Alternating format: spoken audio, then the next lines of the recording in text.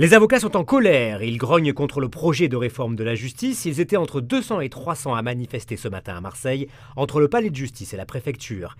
Ils craignent une privatisation et une déshumanisation de la justice. C'est catastrophique parce que pour se rendre à une audience, il faudra faire 400 km.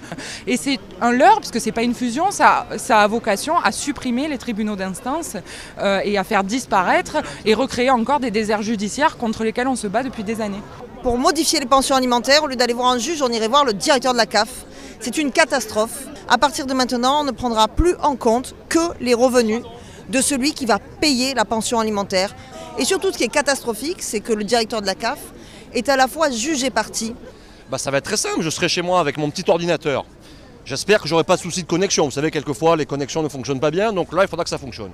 Quand ça va fonctionner, je vais atterrir sur des pages tenues par des serveurs privés. On va peut-être me demander un petit peu d'argent, etc., etc. Et je vais me retrouver devant des formulaires informatiques à remplir. Alors, mon problème, mon action est-elle possessoire ou pétitoire ? Les ennuis commencent, parce que possessoire, pétitoire, qui c'est qui va savoir? Très bien, elle est possessoire, mais alors vous avez plutôt un problème de mitoyenneté, de servitude, et ou les deux.